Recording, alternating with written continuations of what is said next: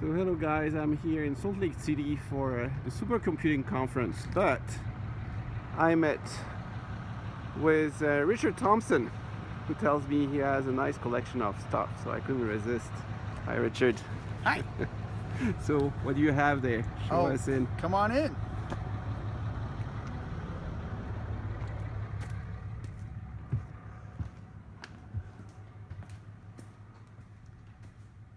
Okay.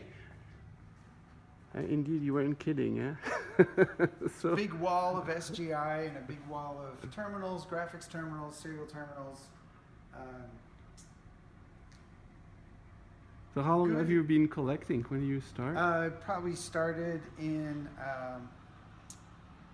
2002-ish, focusing on computer graphics stuff from the 80s, 90s, 70s. So these 1, 2, 3, 4, 5, 6 teletypes. I got them at auction for $5 a piece. And then I just had to transport them a few blocks over here. That's too good.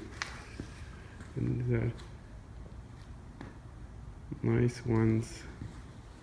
Just a few Onyx workstation. So yeah, the two on the left are the Power Series. Then these are the desk side Power Series. The challenge in the turquoise cabinet is a compute server only. So that's the fridge sized SMP compute server. And then the next to it is the Onyx, which is their graphics server equivalent for that generation. And then here, the Onyx 2, this is a 4-rack setup from Boeing in St. Louis that they used for, I believe,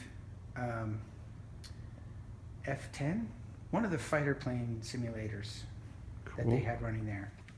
This is a system, a vertical market turnkey system for, really this is the part that's cool. Oh, it's a video editing station of some kind? No, it's for, Oh, that's a good one. it's for 2D product design. Numbers of... This is the of user keys. interface, basically.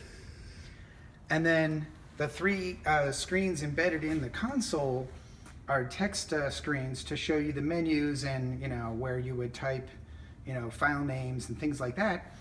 And then the 3 RGB monitors on top are the frame buffer displays. So that would be used for film? Or This is for movie graphic production? design. So like, Oh, like designing the Photoshop. Heineken beer bottle label. And the, So, like, the 2D Photoshop product of design. the Photoshop of the day. Yeah, pretty much. The Except here pre-Photoshop it's intrinsically vector oriented, and then it's all rasterized. So you would say design a billboard on this, The illustrator of the and day. it would get rasterized, you know, 6,000 DPI onto tape.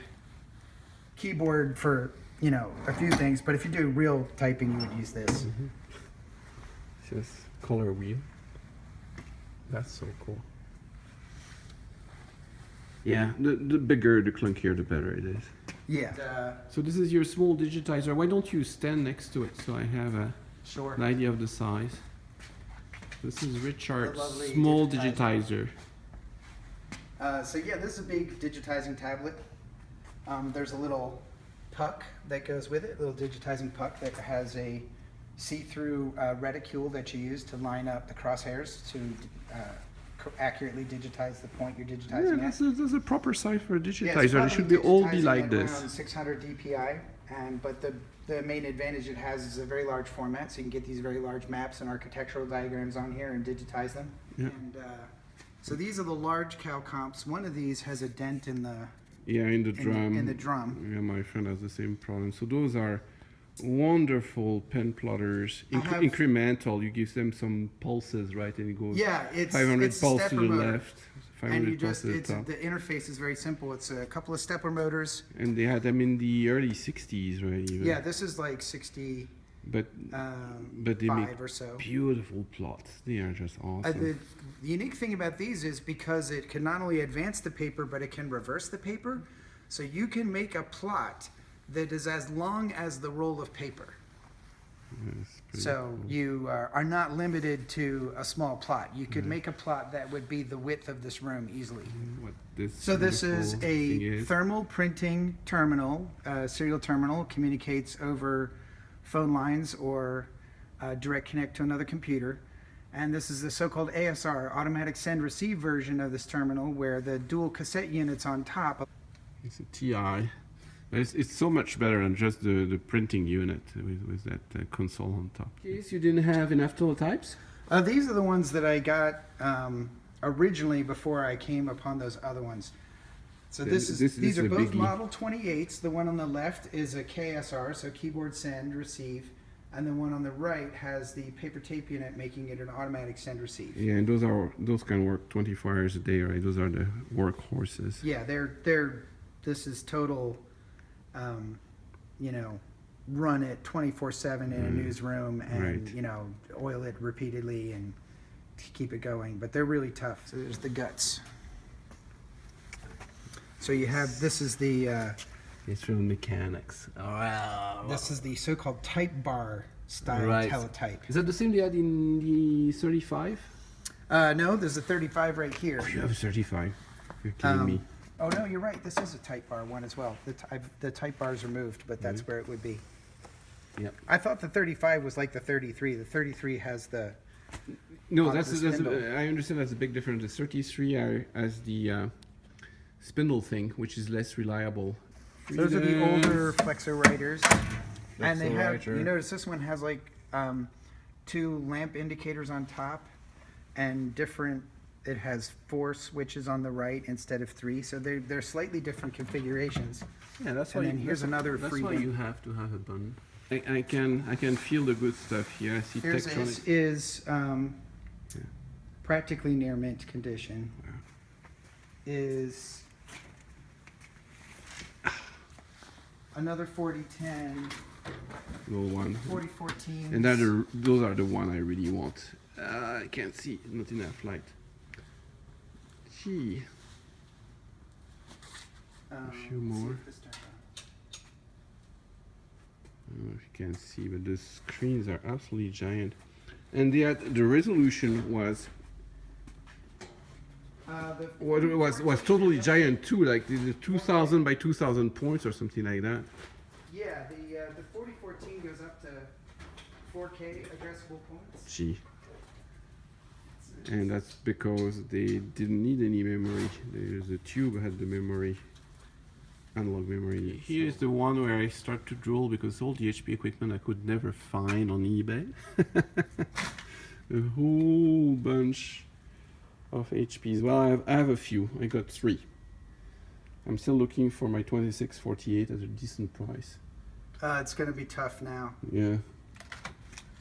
Well, they sit on eBay at over $1,000 for years, and nobody ever buys them, of course. One. With this nice. Yeah, and the blue and the turquoise keys and the 1970s stuff, right? They were inspired by DEC or something. And a C-shaped pedestal to big Tektro, whatever that is. So this is a CAS station, or Tektronix 4113.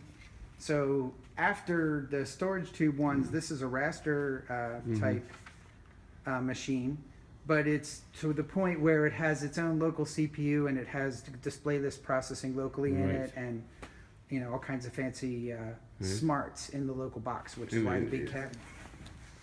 It's kind of a mishmash of things.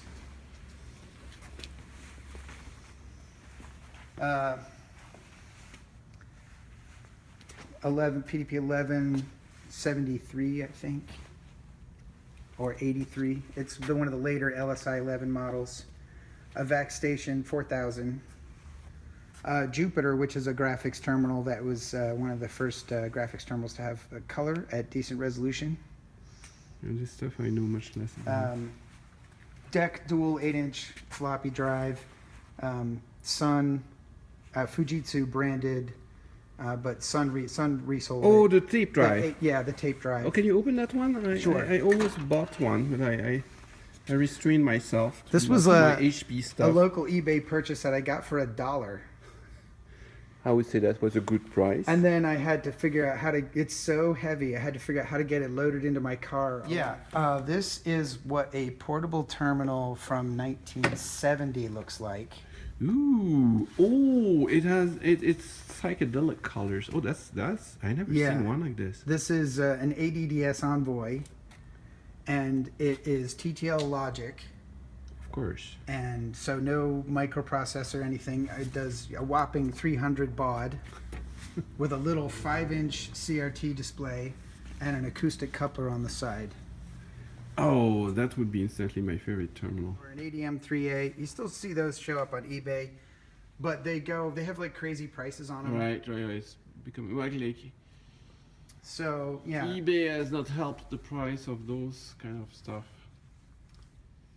So Lear Sigler, Hazeltine, Televideo, Heathkit H9, H19, H29, a couple of Wang terminals. You know, you would have to make a wall in your museum and have them all display the same thing, like they do for TV in TV store. Yeah. That you can compare. And this is a VT180, which is the VT100 with the Z80 CPM, and these are the floppy drives that go with it. Just a couple of terminals here. And the DEC Gigi, which is a desktop or desk side workstations from SGI. In their fancy colors. Stardent Titan. So No idea what that Stellar is. Computer and Ardent Computer merged to form Stardent before they were acquired by Apollo, before Apollo was acquired by HP. Mm-hmm. And this machine is like circa 1990, and it is a graphics supercomputer workstation. So it's designed to, it's got a nice vector processor in it, and it's designed to do crunchy and display that result of your computation as fancy graphics. All the stuff not unpacked yet. And probably half of that. I mean, some of those boxes are just full of like, they're just empty crates and things, but. Really cool.